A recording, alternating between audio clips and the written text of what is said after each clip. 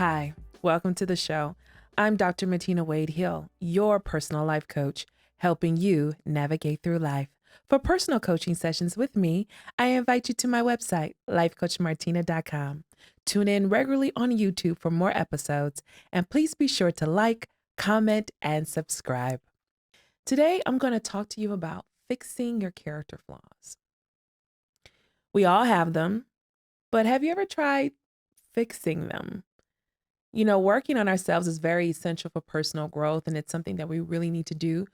But sometimes with our flaws, we get so used to them that sometimes we think it's a part of our personality when really it's something that can be fixed and improved. The common thing about character flaws is that people make excuses for them. So here's a few that I actually noted. You probably heard a couple of them. So the first one I wanted to say is this is my personality. People just have to get used to it. Have you ever heard anyone say that? This is my personality. Not necessarily. Here's the next one. This is how the good Lord made me. I can't even not laugh when I say it because I'm sure the good Lord did not make people to have negative character flaws, right? You know, but people say things like that. This is how the good Lord made me. So here's another one. I can't help it. This is who I am. Okay. And this one's my favorite. It's my favorite because it's kind of like a church favorite for me. God knows my heart.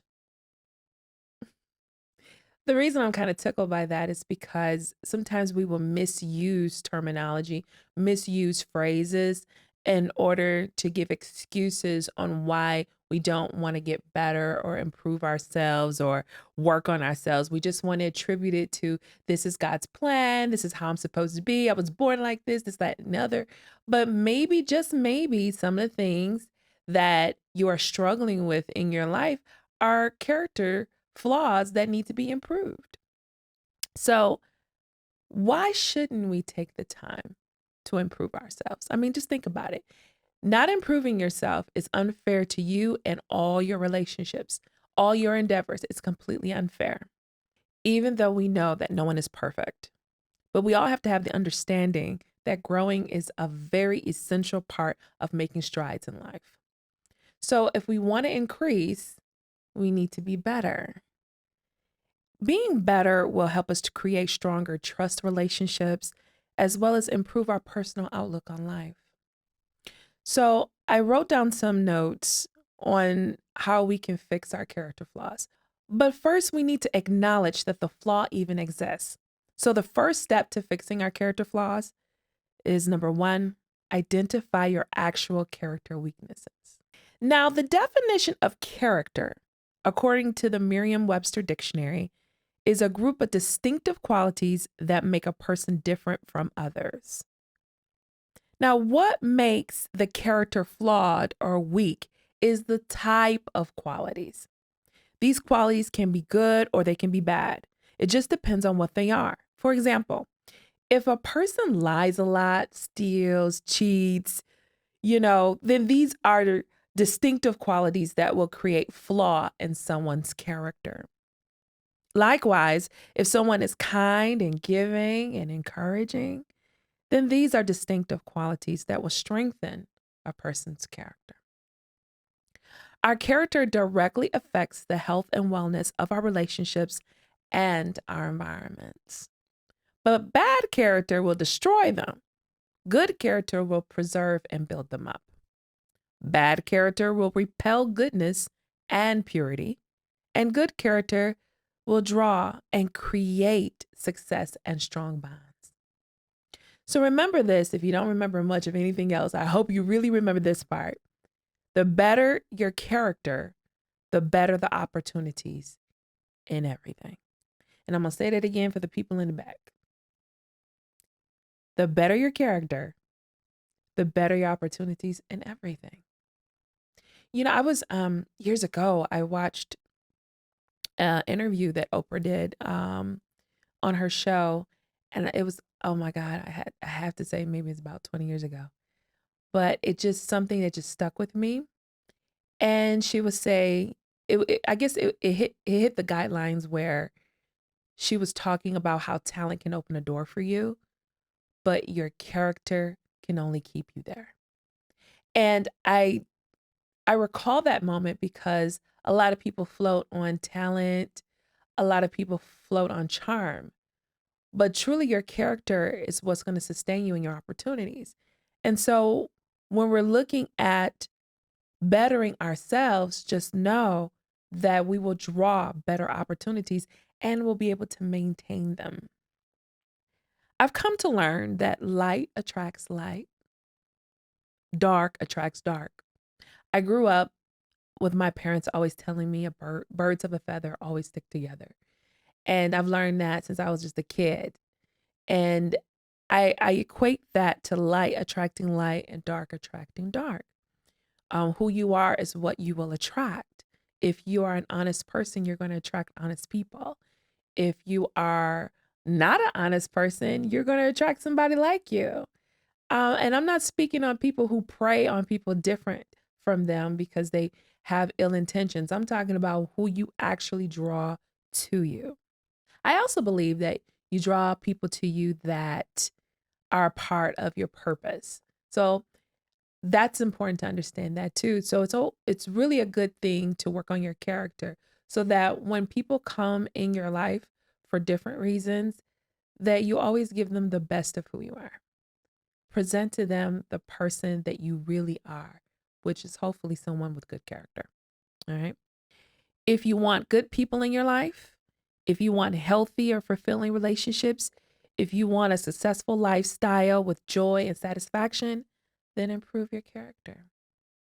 The more clear and pure your mind and heart is, the cleaner the energy you put out. The more clean energy you put out there, the more clean energy you will give back in return. As you give out blessings, blessings will come back to you. It's the law of reciprocity. Okay, so my second point, create healing plans to overcome these flaws. So it's important to find the root cause of why we have dysfunctional behavior and or why we have this dysfunctional thoughts. Sometimes we adopt certain thoughts and behaviors because, well, it's how we grew up, right? Sometimes we've learned them from poor relationships, really negative connections, negative experiences. Other times we've developed them from traumatic experiences that have wounded us. Therefore, we respond to the dysfunctional behavior and make dysfunctional choices because those wounds haven't healed. This is why it's so important to trace the root. The root will tell us a lot about how we should move forward and what we need to help us to move forward. Next, we need to determine what exactly triggers these flaws. Realizing our triggers will help us manage our emotions, especially when we feel tested. A trigger is typically something that negatively activates something else. For example, perhaps a conversation made you feel angry, so you decided to take out your anger on other people. Or maybe your friend didn't return your call and then instantly you felt rejected. These are examples of triggers that might activate or ignite a poor response. Counseling and proper coaching can help. Also, journaling these occurrences and intentionally counteracting them with positive actions can help in changing negative behavior. When we go to counseling or even going to coaching, don't go into your session just thinking that they're just going to fix it all. I'm just going to put it all in their lap. And they're going to fix it all. Go prepared, go guided, go directed. Have your journal ready. Hey, this is what I've noticed. This is how often I do these things. You know, these are the areas where I struggle.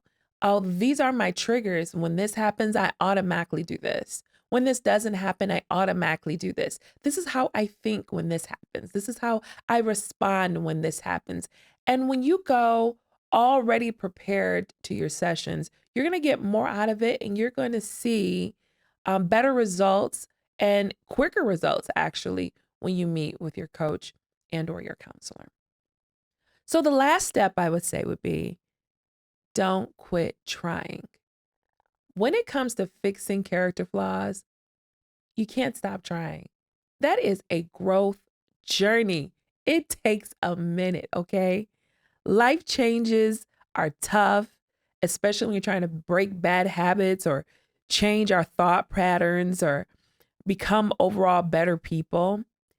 Don't assume that this is going to be an easy road, even if you are journaling, right? It takes time and consistency.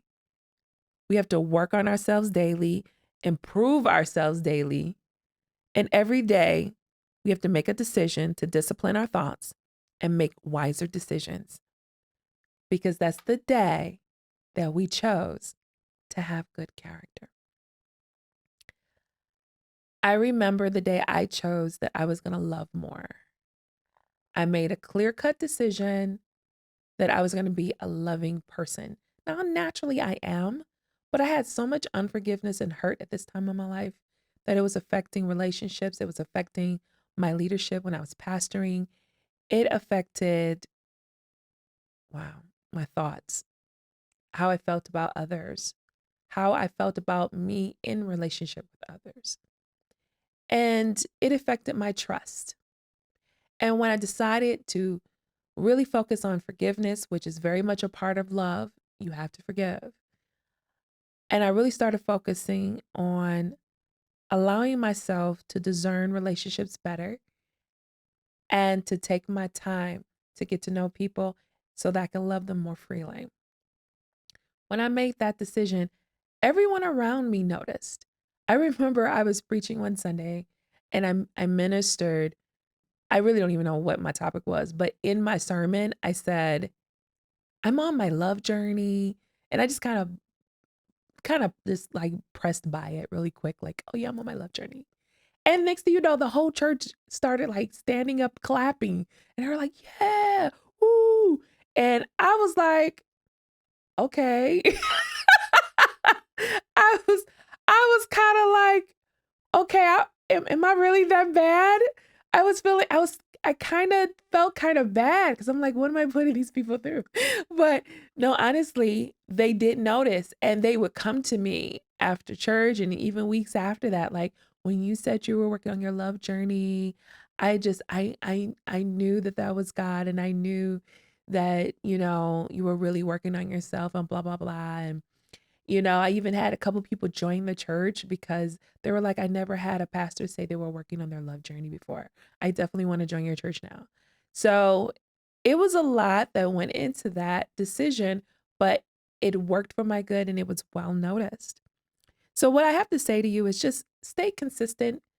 Don't quit trying just because you might have had, a tough day. You might have went back to old ways, or you did really great Monday through Wednesday, but Thursday, Friday, and Saturday just went to the wind. Don't worry about it. Just keep working on yourself. Eventually, it's going to become second nature. Eventually, you want that type of quality to actually be a part of your personality. You want that to be a connection that people equate you to. You want people to know that you're kind and encouraging and patient and loving and smart, not a pushover, but someone who keeps boundaries. You want people to know that about you. So keep a positive attitude. Stay hopeful. You will have tough days, but it's okay. That's normal. Stay hopeful. Don't ever give up trying to be great. Don't ever give it up. Your growth is the biggest testimony that people can change for the better. So be your own inspiration, correct your flaws, show others that greatness has no limit, and know that anyone can change. I'm Dr. Martina Wade-Hill, your personal life coach, helping you navigate through life.